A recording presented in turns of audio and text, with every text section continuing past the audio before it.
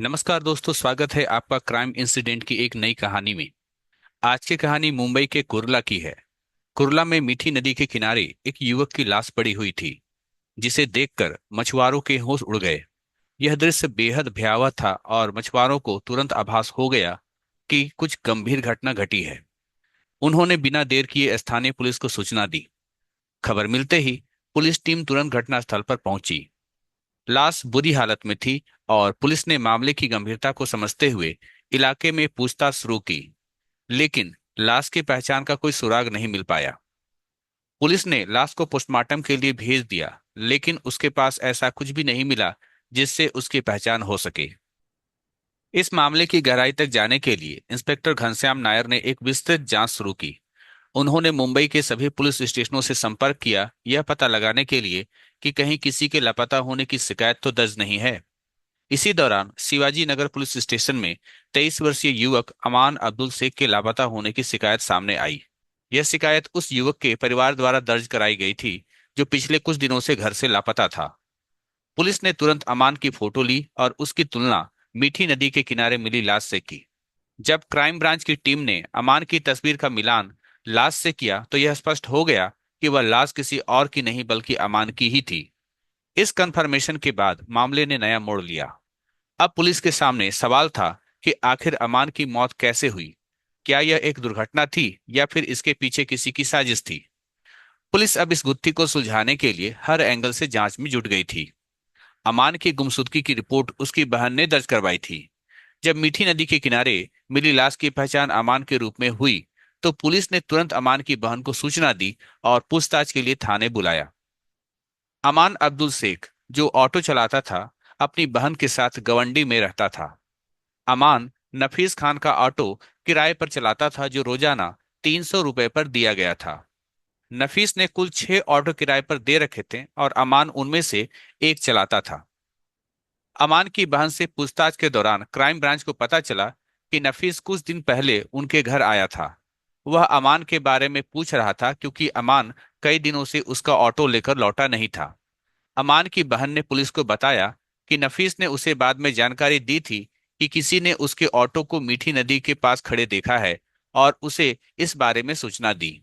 नफीस ने दूसरी चाबी लेकर ऑटो को वापस ले लिया था। इस सूचना ने पुलिस को इस मामले की दिशा में नया सुराग दिया। यह बात संदिग्ध लग रही थी कि नफीस को ऑटो की इतनी जल्दी जानकारी कैसे मिल गई और बिना किसी जांच के उसने ऑटो वापस क्यों ले लिया। अब क्राइम ब्रांच की टीम नफीस पर भी सख्त की नजर रखने लगी, क्योंकि अमान का ऑटो और उसकी लाश एक ही जगह से मिलना इत्तेफाक नहीं हो सकता था। पुलिस ने नफीस से भी गहराई से पूछताछ शुरू की ताकि इस गुत्थी को सुलझाया जा सके और पता चल सके कि आखिर अमान की हत्या के पीछे कौन सा सच छिपा है। क्राइम ब्रांच को जब नफीस की दी गई जानकारी और घटनाओं का क्रम सामान्य नहीं लगा, तो उन्होंने मामले की गहराई से जांच शुरू की। सबसे पहले नफीस के मोबाइल की लोकेशन 5 जनवरी को ट्रेस की गई, जिसमें पता चला कि वह गवंडी से मीठी नदी तक गया था। इसके बाद पुलिस ने उस रास्ते के सीसीटीवी फुटेज खंगाले, जिनमें साफ दिखाई दिया कि नफीस, ताकिब और मुकेश एक ऑटो में अमान की लाश के साथ बैठे हुए थे। सीसीटीवी फुटेज के आधार पर पुलिस ने तीनों से सख्ती से पूछताछ की। कड़ी पूछताछ के बाद तीनों ने अपना जुर्म कबूल कर लिया। पुलिस ने वह ऑटो और उसकी दोनों चाबियां भी जब्त कर ली, जिसमें अमान की लाश को ले जाया गया था। पूछताछ के दौरान तीनों आरोपियों ने क्राइम ब्रांच को अमान की हत्या की असली वजह भी बताई। 23 साल के अमान अब्दुल शेख का नफीस के घर आना जाना आम बात थी। अमान एक ऑटो चालक था और नफीस के ऑटो को किराए पर चलाता था। इस रोजमर्रा के मेलजोल के दौरान नफीस को शक हुआ कि अमान का उसकी पत्नी के साथ अवैध संबंध है। यह शक धीरे धीरे नफीस के दिलो दिमाग में गहराता गया और इसी शक ने उसके और उसकी पत्नी के रिश्ते में कड़वाहट घोल दी। उनके बीच लगातार झगड़े होने लगे। आखिरकार हालात इतने बिगड़ गए कि नफीस की पत्नी घर छोड़कर मायके चली गई। इस पारिवारिक तनाव और शक के चलते नफीस का मन पूरी तरह से उबल पड़ा। उसने अमान से बदला लेने का मन बना लिया।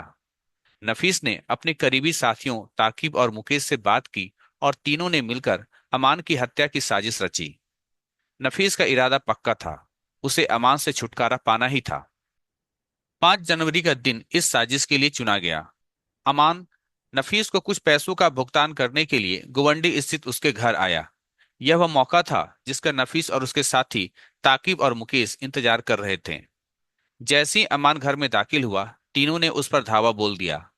उन्होंने अमान का गला दबाकर उसे मौत के घाट उतार दिया। यह हत्या सुनियोजित थी और उन्होंने किसी भी सुराग को छोड़ने से पहले ही योजना का दूसरा चरण शुरू कर दिया। अमान की लाश को ठिकाने लगाने के लिए नफीस और उसके साथियों ने वही ऑटो इस्तेमाल किया जिसे अमान खुद किराए पर चलाता था।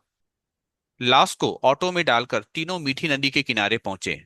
रात के अंधेरे में उन्होंने अमान की लाश को नदी में फेंक दिया, यह सोचकर कि सबूत पानी में बह जाएंगे और उनका अपराध दबा रह जाएगा। हत्या के बाद नफीस ने ऑटो को थोड़ी दूर पार्क किया और उसकी चाबी अपने पास रख ली, ताकि किसी को शक न हो कि अमान के साथ क्या हुआ है। लेकिन अपराध कितनी भी सफाई से किया गया हो, आखिरकार सच्चाई सामने आ ही जाती है। क्राइम ब्रांच की गहन जांच, मोबाइल लोकेशन ट्रेसिंग और सीसीटीवी फुटेज ने इस हत्याकांड की परतें खोल दी और नफीस के साथियों समेत तीनों को उनके जुर्म की सजा के लिए जेल भेज दिया गया। इस कहानी में संबंधों में संवाद की कमी दिखती है। नफीस और उसकी पत्नी के बीच शक और अविश्वास ने उनके रिश्ते को तोड़ दिया। इस कहानी से यही सीख मिलती है कि मुश्किल हालात में सही संवाद और बातचीत से समस्याओं का समाधान हो सकता है, न कि हिंसा से। नफीस के शक ने उसे हत्या जैसे जघन्य अपराध की ओर ढकेला था। यह घटना बताती है कि ईर्ष्या और नैतिक मूल्यों की अनदेखी अंततः नष्टकारी परिणाम लाती है। इस मामले में अपराधियों को अंततः कानून के हाथों सजा मिली।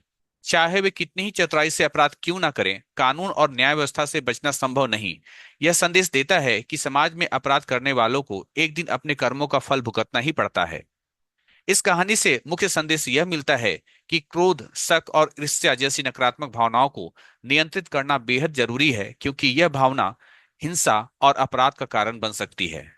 साथ ही संवाद, समझ और आपसी विश्वास किसी भी रिश्ते को मजबूत बनाए रखने की कुंजी है। तो दोस्तों, इसी तरह की सच्ची घटनाओं और सीखों के साथ मैं फिर लौटूंगा। तब तक के लिए सुरक्षित रहें, सतर्क रहें। धन्यवाद।